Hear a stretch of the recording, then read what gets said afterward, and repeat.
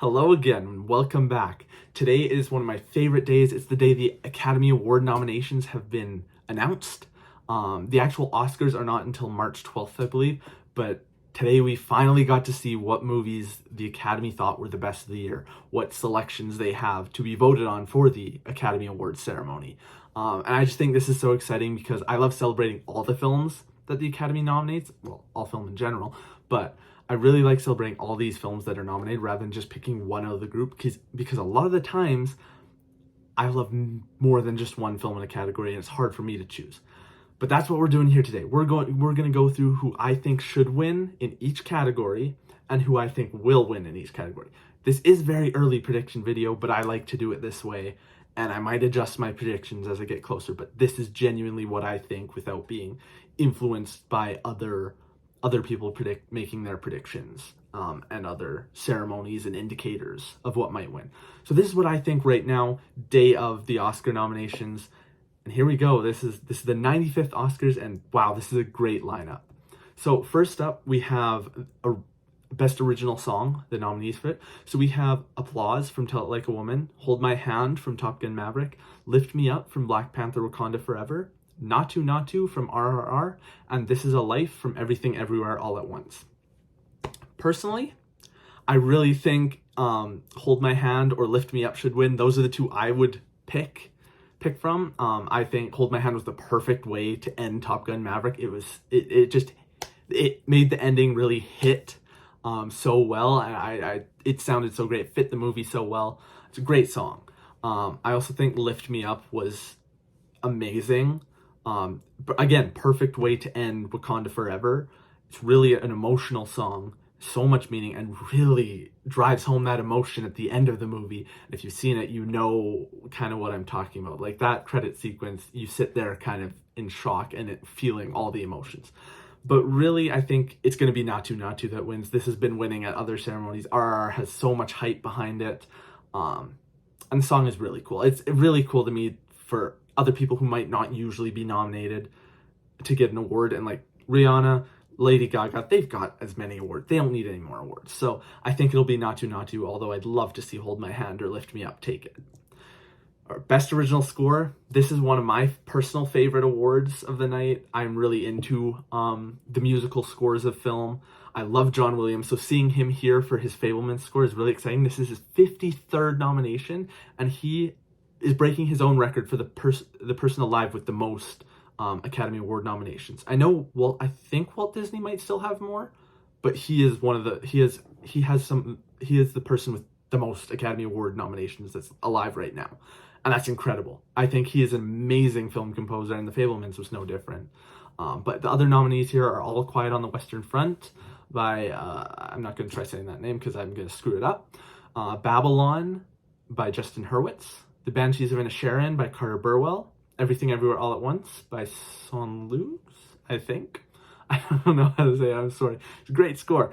But yeah, so that's the competition. I think obviously Babylon should win. I love that score. It's so original. It has so much energy. It's exciting. It's unique. It's got so much going for it. And I think it will win. I really think it will. The only contender could be John Williams.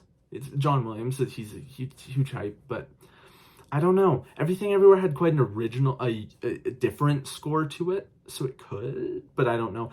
But I know the Academy does also like Carter Burwell, so might go to him. I really hope it's Babylon, and I personally think it will be Babylon. So next up, we have Best Original Sound.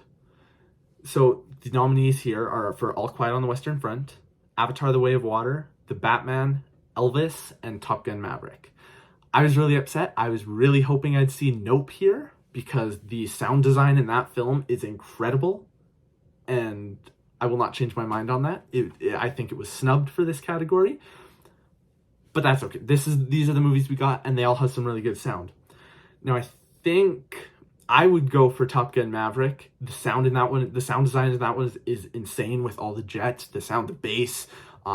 In my home theater here, just the placement of sounds all around, you really feel like you're there. And it's just some incredible sound design. It's pulse pounding and, oh, it's exciting. Avatar: The Way of Water, though, it obviously has some amazing sound design, especially if you see it in IMAX or a Dolby theater. Uh, I'm blown away by it, especially all the alien sound stuff we don't really know, and they did a lot of creation and stuff with the sound. So I think that's why it'll win, because it's not sounds you'd normally hear on Earth. It's not sounds of jets. Like, yes, Top Gun has a great one. Elvis has some great sound design with the music and how they spliced it up. And, well, I didn't love how they kind of modified some Elvis songs in it, but it's good. The Batman has some incredible sound design, especially that scene where the Batmobile starts up. All Quiet on the Western Front, too. All Quiet on the Western Front, it has some amazing sound design all the way through. I don't know. Avatar sticks out to me for this one, and I think it'll take it. Visual effects, this should be pretty obvious. Avatar should win. I also think Top Gun Maverick could win. They did a great job splicing in like real physical in-camera effects, like with the actors in the planes, but also other visual effects that we don't even notice, because the narrative was that there were no visual effects, they shot everything practically, but that's not possible. They have like dogfight scenes at the end. You can't film that in camera completely. So the visual effects did a very great job of making it seem really real, and I don't think a lot of people noticed that there was as many visual effects as there are in that film. But obviously, it's going to go to Avatar. Avatar should win. It is a complete CGI-generated movie, and the CGI was unlike anything I've ever seen. It's incredible. Like, there's no question. Avatar's going to win, and if it doesn't, what the hell are you doing, Academy? So anyways, on to Best Film Editing. We have The Banshees of Inisherin, Elvis, Everything Everywhere All at Once, Tar, and Top Gun Maverick. I just realized I didn't read those off for visual effects. I hope you saw it there. But I think here, honestly, I would vote for Everything Everywhere. That film, just how it jumps between different timelines and stuff throughout the movie, and yet has this complete emotional through line. How it just really, the editing in it is so unique in a way, how it's really rapid and maximalist. They're just throwing so many different things at you, intercutting shots really quickly, and it's fluid in the end, though. It works so well. And so I think it will win, but I also think Top Gun Maverick I also would say Top Gun Maverick could take it, just because of how well paced that movie is, how exciting it is, especially building into that end sequence. It is incredible, and it's like, it just reminds me of the end sequence of the original Star Wars, what a masterful piece of editing just that whole sequence is. And the emotions it can get out of you, that's all down to the editing there. So it could, but I think it'll go to Everything Everywhere. Now we got cinematography. This is what I think this is the weakest category this year. I'm appalled. Where's Avatar? Where's Top Gun? Top Gun, like, I don't know. You'll see later it got nominated for some other things. I think it should have been nominated for cinematography. If it's going to be nominated for one thing, cinematography should have been it.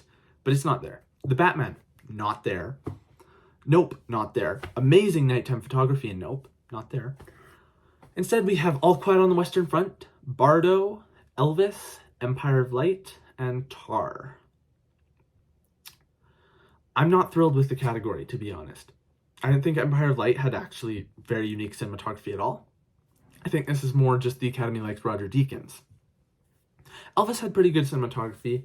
Bardo I haven't seen, but from what I see in trailers and stuff, it does have very unique cinematography, and that's down to the director's style as well. He also did Birdman and The Revenant, and the cinematography is insane in his films. I gotta check out the movie. Tar, it had okay cinematography. It never really jumped out to me as something like that I would push for a cinematography award or anything, though. The one that stands out to me, however, is All Quiet on the Western Front. That one, right from the get-go, amazing cinematography. And if there's one in this category that I would say is gonna win, it's got to be All Quiet. I don't know any other film here that would do better. If Top Gun was there, I'd say Top Gun for sure, but it's not. So I would definitely go with All Quiet on the Western Front for this one. Next up is costume design. We got Babylon, Black Panther, Wakanda Forever, Elvis, Everything Everywhere All at Once, and Mrs. Harris Goes to Paris. And I love that we're seeing a trend here. Lots of Everything Everywhere. Lots of Elvis.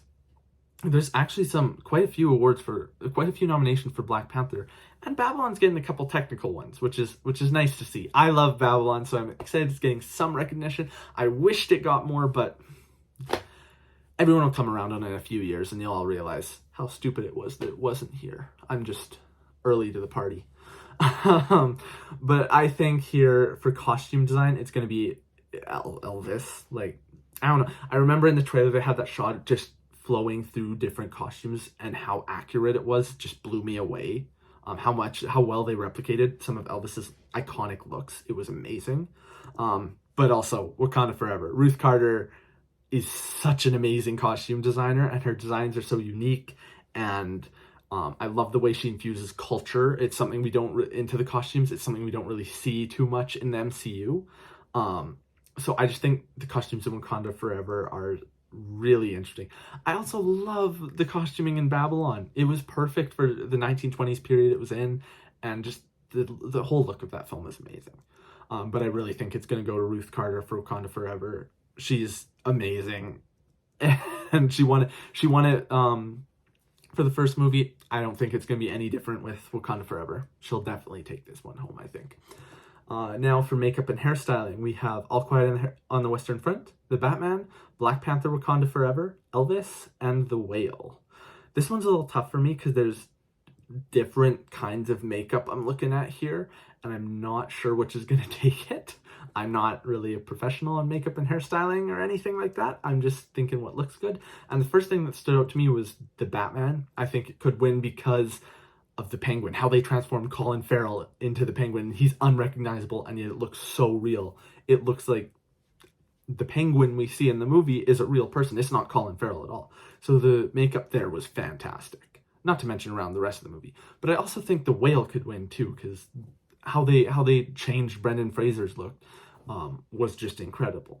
But I really think Elvis is going to take this one. I don't know if they're going to go for, how well the makeup changed the look. I think it's going to be more for Elvis, because all around in that movie, the makeup, the hairstyling is very period accurate, very accurate to what we know Elvis looked like, what we know Priscilla looked like. And it was phenomenal all around there. So I think it's going to go to Elvis, even though I would put it to The Batman or The Whale. Now for production design, we have All Quiet on the Western Front, Avatar: The Way of Water, Babylon, Elvis, and The Fabelmans. I'm not gonna lie, this wasn't tough for me. It should be Babylon. Babylon has some incredible production design, and I was blown away by it while I was watching that movie. It also could be Avatar, because they created all of Pandora. So yeah. And I think a lot of people, there's a lot of debate right now, is CGI production design different than physical production set design and stuff? No, it's the same thing. They're doing the same job, just one's in a digital environment, one's in a physical environment. They're still doing the same job though. So I think either could win, but I really think Babylon will, and it should. I think it should. But we'll see what happens. I'd love for Babylon to take home that award because the production design is insane in that movie. Now we're getting down into the acting awards. This is where it's getting exciting. This category for actress in a supporting role, I love everyone in it. Angela Bassett for Wakanda Forever, Hong Chow for The Whale, Carrie Condon for The Banshees of Inisherin, Jamie Lee Curtis for Everything Everywhere All at Once, and I'm so happy to see that Stephanie Hsu got a nomination for Everything Everywhere All at Once. I'm so happy because she was so good as Jobu Tupaki in that. Jamie Lee Curtis was so good as the auditor. Carrie Condon is so good in The Banshees of Inisherin. Hong Chow is so good in The Whale. She's also amazing in The Menu. But it's going to be Angela Bassett this time around for Wakanda Forever. So I think she should win. And I think she will win for sure. She's got that momentum. And what's interesting is she is the first actor from an MCU project to ever be nominated for an Academy Award. She's been nominated before. I believe this is her second nomination. But she's the first actor being nominated for an MCU performance, which is really insane. That's so cool. But yeah, she's going to win. But I think... I have it here. They all should win. I love all these actresses so much, and the performances they delivered were phenomenal. I fell in love with each and every one of their performances and thought it was so good. So I wish they all could win here. Go see all these movies. They have some incredible performances. Actor in a supporting role. This one is a little bit different for me. I think I know who's going to win for sure. And I loved all these performances too. We have Brendan Gleeson for The Banshees of Inisherin, Brian Tyree Henry for Causeway. I actually haven't seen that yet, but I love Brian Tyree Henry. Judd Hirsch for The Fabelmans. He pushed out Paul Dano. Paul Dano should have been there. I'm really sad he got snubbed and Judd Hirsch got it instead, especially because Judd Hirsch was only in the movie for about 5 minutes. And then we have Barry Keoghan for The Banshees of Inisherin and Ke Huy Quan for Everything Everywhere All at Once. He is going to take it. I'm so happy to see him there. I love him so much in Everything Everywhere. I think he should win, and I think he will win 100%. If he doesn't win, I will be so mad. This is another one, like, please, Academy, just hand it to him already. You might as well mail it to him right now. His performance is so good. He is so good as Waymond and Everything Everywhere. I love him so much. I can't wait to see his speech. So now we're getting down into actress in a leading role. We have Cate Blanchett for Tar, Ana de Armas for Blonde. How did that happen? How? Andrea Riseborough for To Leslie. And I don't know if you've been following on social media or anything, but she had a very last-minute campaign with social media and a lot of celebrities really pushing her. And somehow she snuck in at the last minute, pushing out Viola Davis for The Woman King. Her and Ana de Armas pushed out Viola Davis. And another one that's not here is Danielle Deadwyler for Till, which I've heard is a very good performance. And so I'm really sad she's not here. I got to check that movie out, and I wish she was here. We also have Michelle Williams for The Fabelmans. I don't know if she should be in a leading role. I don't think she'll win because of that, because her role was more of a supporting role in The Fabelmans. And then we have Michelle Yeoh for Everything Everywhere All at Once. And she is who I would pick. I think she should win. I really, really hope she does. But I have a sneaking suspicion that Cate Blanchett is going to take it. I think she should win. Her performance in Tar as Lydia Tar is insane. And I came out of that, I'm like, oh, she's going to win. And then I remembered, I'm like, oh, Michelle Yeoh, though. She was so good in Everything Everywhere. I'd love for Michelle Yeoh to win. And I really, genuinely hope she does. I hope I'm wrong about this, but I feel like the Academy is going to go for Cate Blanchett. Which, I don't know. I wouldn't be the happiest about that, but it makes sense. Actor in a leading role. This one surprised me too. And a lot of people were thinking, oh, Tom Cruise might show up. I don't think so. I think for Maverick, he was perfect, but it's not like a best actor kind of role. This one is really between 3 for me. I think 2 here are, well, I haven't seen 2 of these performances, but I think they're just here and that the nomination is going to be enough for them. I think it's really between Austin Butler for Elvis. I think it's between Colin Farrell for The Banshees of Inisherin. And I think it's between Brendan Fraser for The Whale. Paul Mescal for Aftersun and Bill Nighy for Living. I'm sure they have great performances, and I have to check them out, but I don't think they're going to win.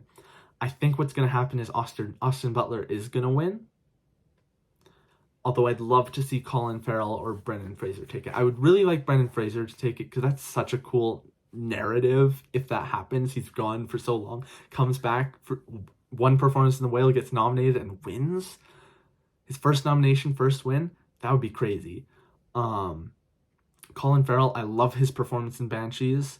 Austin Butler, I wasn't as big on, but I think, like, you can't deny he was really good as Elvis, and people love him in that role. So I think he's going to take it. It's going to be like Rami Malek in Bohemian Rhapsody. He's going to take it, no questions. I would be really happy if Brendan Fraser does, though. Another interesting thing about this category is it's the first time since, like, the 1930s that every nominee in this category is a first-time nominee. And that's pretty incredible. I love seeing new people get recognized for their talent.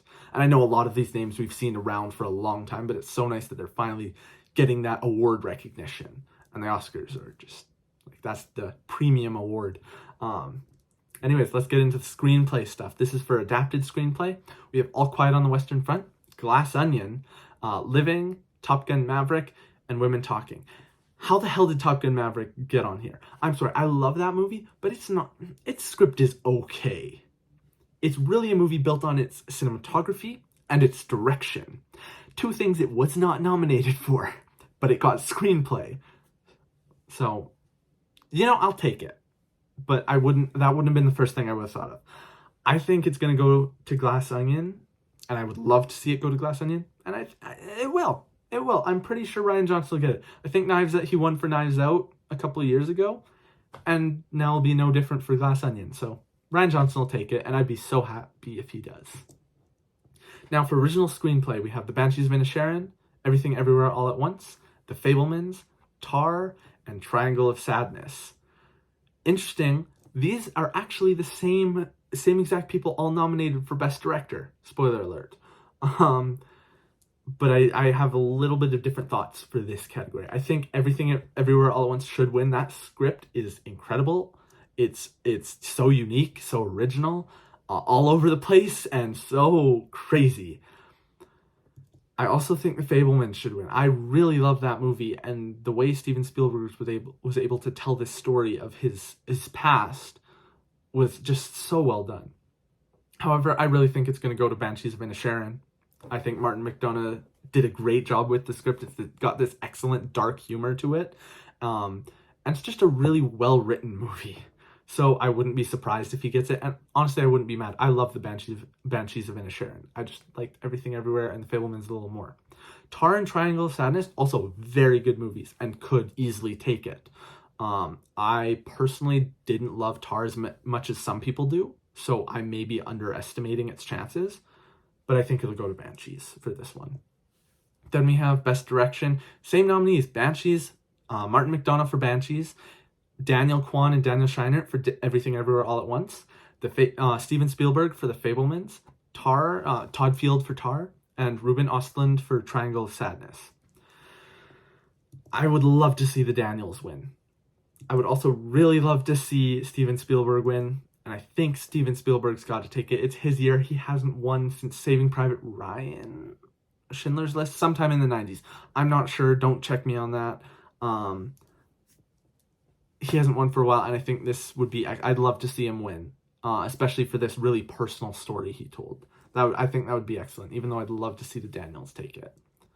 Now we get an international feature film. I think this is obvious. We got All Quiet on the Western Front, Argentina 1985, Close, EO, and The Quiet Girl. Couple things not here. RRR isn't here because India actually didn't submit it for Best International Feature. They were hoping it would go through as Best Picture and that kind of stuff. I don't know the reasoning behind it. And Decision to Leave didn't make it. I heard a lot of hype around that film, and it didn't even show up here. So I think, obviously, All Quiet on the Western Front is going to get here. It's obvious because anytime a movie's nominated for Best Picture and for International Film, that one's going to win International Film because none of these were nominated for Best Picture. So, Best Animated Feature. We got Guillermo del Toro's Pinocchio, Marcel the Shell with Shoes On, Puss in Boots: The Last Wish, The Sea Beast, and Turning Red. And it's so nice to not see like a Disney dominated category for once. We have some really cool variety here. I think Guillermo del Toro's Pinocchio could win. And I also think Marcel the Shell could win. I really loved Marcel the Shell. But I think it's going to go to Pinocchio. And, like, of course, it's Guillermo del Toro. He is incredible. He's an incredible storyteller. And Pinocchio is really, really good. Not to be confused with the Disney version of Pinocchio that came out. That one was bad. This is the one on Netflix. It's so good. And now we have the final one, Best Picture. And this is a slate of films that I think is so cool because it's got such a great variety. This is one of the best picture lineups of the last 10 years. It's got some blockbusters on there. It's got some art films. It's got some your usual awards films. There's so much variety, and I don't know which way it's gonna go. So we have All Quiet on the Western Front. We have Avatar: The Way of Water.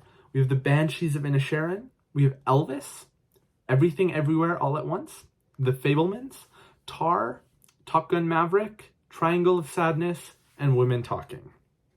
I have seen all of these except for Women Talking, which I'm going to see tonight to get caught up. I love so many of these movies. It's really cool that we have blockbusters on there like Avatar and Top Gun. That's incredible to me. We got movies like Everything Everywhere All at Once, which I thought when I first saw that movie, I'd love for it to be nominated, but it definitely won't. And here it is.